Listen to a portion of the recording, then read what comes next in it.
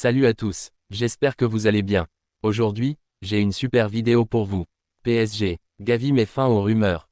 Ter Stegen, sacrifié par le Barça. La vérité éclate. Barça recalé pour Luis Diaz, le mercato déjà en danger. Alors regardez-la jusqu'à la fin. Si ce n'est pas encore fait, abonnez-vous à la chaîne et activez la cloche de notification pour ne rater aucune de mes prochaines vidéos. Mon objectif, atteindre les 100 000 abonnés, et j'ai besoin de vous pour y arriver. Un immense merci à chacun d'entre vous pour votre soutien. Vous êtes les meilleurs. Barça recalé pour Luis Diaz, le mercato déjà en danger. Le FC Barcelone avance à pas sûr dans sa reconstruction, porté par une saison triomphale sur le plan national, une identité de jeu retrouvée et une base de jeunes talents pleine de promesses. Pourtant, alors que l'été approche à grands pas, un coup dur vient soudainement refroidir les ardeurs du club culé. Le rêve de recruter Luis Diaz, l'explosif ailier colombien de Liverpool, s'est effondré comme un château de cartes. En quête d'un renfort offensif d'envergure pour étoffer son secteur d'attaque et permettre à Hansi Flick d'imposer son empreinte dès sa première saison complète, le Barça avait jeté son dévolu sur Diaz. Dribbleur redoutable, travailleur acharné et habitué aux grandes joutes européennes, le joueur de 28 ans était vu comme l'arme idéale pour équilibrer une ligne offensive dominée par la jeunesse de Lamine Yamal et le sens du but de Lewandowski. Le projet semblait cohérent, l'intérêt du joueur palpable, et les discussions initiées entre les dirigeants catalans et les représentants de Liverpool. Pourtant, la réponse des Reds a été sans appel, Luis Diaz est intransférable. Même une offre de 85 millions d'euros, pourtant colossale dans le contexte financier actuel du Barça, n'a pas suffi à ouvrir une brèche. Le club de la Mercey, fort de son titre en Première Ligue et d'une stabilité retrouvée, a clairement fait comprendre qu'il ne comptait pas se séparer de l'un de ses joueurs clés, d'autant que son nouvel entraîneur, Arne Slot, voit en lui un pilier essentiel pour sa future animation offensive. Cette nouvelle tombe comme un coup de tonnerre à Barcelone, d'autant plus que le club catalan avait misé gros sur ce dossier pour accélérer son mercato. Le refus ferme de Liverpool complique sérieusement les plans de Deco, le directeur sportif Blaugrana, qui va devoir activer d'autres pistes en urgence. Car si la signature du gardien Johan Garcia est quasiment finalisée, l'essentiel des priorités porte désormais sur les ailes, un secteur où la profondeur de banc reste fragile. Des alternatives comme Nico Williams de l'Athletic Bilbao, Amine Gouiri de Rennes ou même un retour de la piste Marcus Rashford sont évoqués, mais chacune comporte ses risques, ses incertitudes et surtout ses contraintes budgétaires. Le Barça ne peut pas se permettre une erreur. L'échec du dossier Luis Diaz révèle aussi les limites actuelles du club sur le marché des transferts, malgré son prestige, sa jeunesse prometteuse et son retour au sommet en Liga. Le FC Barcelone ne dispose pas encore de la puissance financière ni de la marge de manœuvre suffisante pour faire plier les mastodontes anglais. Ce refus, brutal et sans appel, rappelle aussi que la concurrence est impitoyable, surtout quand on veut attirer des joueurs au sommet de leur carrière. Hansi Flick, de son côté, reste calme mais attentif, il sait que son système repose sur la qualité de ses ailiers, sur leur capacité à déséquilibrer, à presser haut, à créer des différences dans les 1 contre 1. Or, sans nouvelle recrue majeure, il devra composer avec ce qu'il a, quitte à sursolliciter des jeunes comme Lamine Yamal ou à relancer Rafinha dans un rôle plus central. La pression monte donc sur Deco, sommé de répondre vite, fort et juste. Le temps presse, les attentes sont énormes, et l'exigence du camp nou ne pardonne pas les hésitations. Le Barça peut-il se permettre de rater à nouveau un été clé, après avoir échoué à faire venir Bernardo Silva ou Zubimendi l'an passé? Peut-il prendre le risque de jouer l'Europe sans un vrai tueur sur l'aile gauche? Alors que la Coupe du Monde des clubs s'annonce comme un objectif stratégique pour relancer la marque Barça à l'international, la question mérite d'être posée. Le mercato est à peine lancé que les premières portes se ferment. Mais dans cet échiquier mondial où les talents s'arrachent, Deco saura-t-il trouver la faille? À votre avis, quel profil le Barça devrait-il cibler maintenant pour ne pas laisser passer sa chance de briller à nouveau sur la scène européenne? Ter Stegen, sacrifié par le Barça. La vérité éclate. Le mercato du FC Barcelone va-t-il faire sauter une bombe? Alors que les Blaugrana peinent à digérer leur élimination en Ligue des Champions, une décision cruciale semble sur le point de chambouler tout l'équilibre du club catalan. Le gardien de but Marc-André Ter Stegen, figure incontestée du Barça depuis plus d'une décennie, pourrait voir son rôle se réduire à peau de chagrin. Une situation qui ne peut pas laisser indifférent, surtout pour un joueur dont l'importance dans le vestiaire et sur le terrain est indiscutable. L'élimination du FC Barcelone en Ligue des Champions contre l'Inter Milan a été un véritable choc. L'équipe était pourtant à 2 doigts d'atteindre la finale, avec Rafinha en grande forme et un but crucial inscrit à Giuseppe Meazza. Mais l'Inter a renversé la vapeur dans un scénario dramatique, éliminant ainsi les Catalans des phases finales de la compétition qu'ils rêvaient de gagner. Ce revers a non seulement brisé les rêves des supporters, mais a également révélé certains manques dans l'effectif du Barça. Alors que le club a raflé tout sur son passage en championnat, il reste conscient qu'il doit se renforcer pour réussir sur la scène européenne. Pourtant, cette quête de renouveau semble impliquer des sacrifices, et l'un d'eux pourrait bien concerner Marc-André ter Stegen. La direction du Barça, consciente des exigences sportives et des impératifs financiers, aurait pris une décision radicale. Selon les informations rapportées par Sport et d'autres médias catalans, le club est sur le point de boucler l'arrivée de Joan Garcia, le jeune gardien de l'Espagnol. Ce transfert pourrait marquer la fin de l'hégémonie de ter Stegen dans les cages barcelonais. Garcia, un talent brut avec une forte marge de progression, pourrait devenir le futur gardien titulaire, laissant ter Stegen relégué à un rôle secondaire. Mais est-ce vraiment possible? Comment une institution comme le FC Barcelone, habituée à compter sur un joueur d'une telle expérience, pourrait-elle mettre de côté celui qui, pendant des années, a été l'un des piliers de l'équipe? Marc-André ter Stegen, qui a connu les hauts et les bas du club, serait-il prêt à accepter un rôle de remplaçant? Les dirigeants barcelonais ont décidé de rencontrer le portier allemand pour discuter de la situation.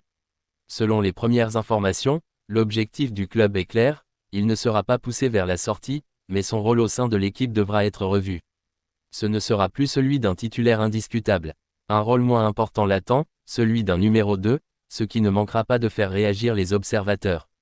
L'objectif du FC Barcelone semble être de préparer l'avenir avec Joan Garcia, tout en sécurisant un numéro 2 fiable dans le cas où des blessures ou imprévus viendraient perturber le cycle de l'équipe.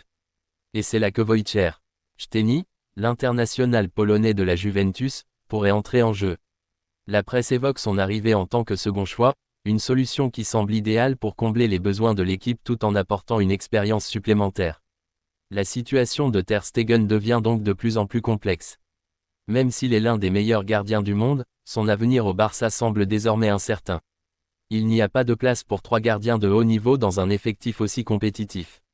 Si le club ne parvient pas à vendre ter Stegen, il pourrait se retrouver avec un rôle subalterne et perdre sa place au sein de l'équipe, un coup dur pour celui qui avait joué un rôle clé lors des grandes victoires européennes précédentes. Mais cette décision du Barça n'est pas qu'une question de sport. Elle est aussi profondément liée à la situation financière du club. Le FC Barcelone doit encore gérer une dette colossale et faire face à une pression croissante de la part de ses créanciers. Les salaires des joueurs de l'équipe sont un point de friction majeur, et un départ de ter Stegen pourrait alléger la masse salariale, tout en permettant au club de réaffecter ses fonds à d'autres besoins cruciaux. Mais ce choix a-t-il du sens sur le plan sportif?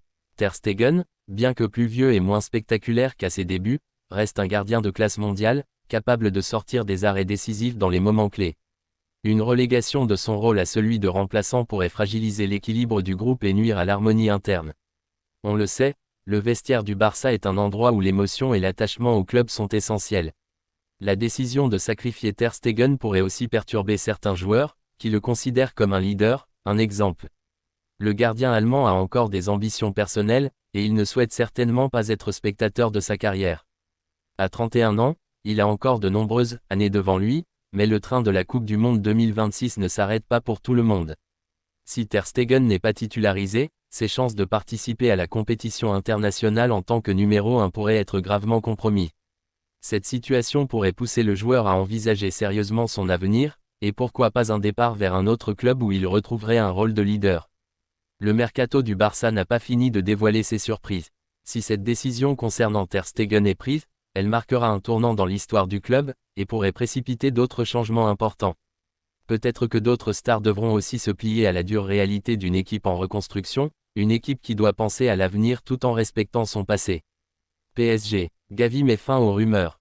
Le Paris Saint-Germain est en train de vivre une transformation historique. Après des années à courir derrière la gloire, le club parisien a enfin décroché le Graal, la Ligue des Champions. Un sacre qui change tout. Une nouvelle ère commence, faite de prestige, d'ambition et de responsabilité. Mais à Paris, on le sait, le plus dur, ce n'est pas d'atteindre les sommets, c'est d'y rester. Et pour s'y maintenir, Luis Enrique et Luis Campos travaillent déjà dans l'ombre. Objectif, bâtir une équipe encore plus solide, encore plus complète, capable de s'imposer sur la scène mondiale. En ligne de mire, la Coupe du Monde des clubs, une compétition inédite où seuls les meilleurs auront leur mot à dire. Et à ce niveau, chaque poste compte, chaque joueur est scruté, chaque rumeur peut devenir réalité. Parmi les priorités du club, un défenseur central de niveau international. Et le nom d'Ilya Zabarny, le rock ukrainien de Bournemouth, revient avec insistance. Mais ce n'est pas tout. Au milieu de terrain aussi, le PSG veut frapper fort.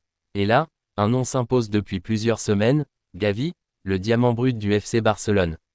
Talentueux, combatif, visionnaire, et surtout très proche de Luis Enrique, qui l'a lancé chez les A. Alors, le rêve parisien est-il possible? Gavi pourrait-il quitter Barcelone pour rejoindre son ancien mentor? Cette question, tout le monde se la pose. Et justement, le jeune prodige espagnol a choisi de sortir du silence. Dans un entretien exclusif accordé au journal catalan Mundo Deportivo, Gavi a tenu à mettre les choses au clair, avec la manière. Avant même d'évoquer les rumeurs, il a tenu à rendre hommage à Luis Enrique, un homme qui a marqué son parcours. Pour moi, c'est le meilleur entraîneur. Numéro 1, sans discussion. Il est exceptionnel, lui et tout son staff.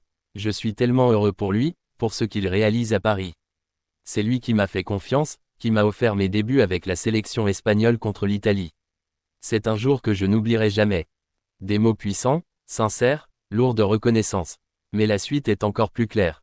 Quand on lui demande s'il pourrait rejoindre le PSG, Gavi répond sans détour, sans ambiguïté. Honnêtement, les gens croient tout ce qu'ils lisent dans la presse. Oui, c'est possible que Paris me veuille, et je comprends ceux qui pensent que c'est plausible. Mais non, cela n'arrivera pas. Je suis serein. Mon rêve, c'est de faire toute ma carrière ici, au Barça. Je n'ai envie d'aucun autre club. Voilà qui est dit. Net, précis, sans langue de bois. Dans un monde du football de plus en plus dominé par les chiffres, les clauses libératoires et les transferts astronomiques, Gavi envoie un message fort. Certains joueurs sont encore guidés par la passion, par l'amour d'un blason, par l'envie d'écrire une histoire unique avec un seul club. Et ce n'est pas anodin. À 20 ans, Gavi est déjà l'un des symboles du FC Barcelone post-Messi. Formé à la Masia, forgé dans les valeurs du club, il représente cette nouvelle génération qui refuse les compromis faciles. Rester fidèle à ses origines, c'est un choix courageux, surtout lorsqu'un géant comme le PSG frappe à la porte avec des arguments financiers et sportifs puissants. Paris peut rêver, tenter, insister. Mais Gavi, lui, a choisi de rester. Alors, bien sûr, les choses peuvent évoluer. Le football est fait d'incertitudes. Mais aujourd'hui, Gavi rappelle qu'il existe encore des serments de loyauté dans ce sport en perpétuelle mutation. Yeah!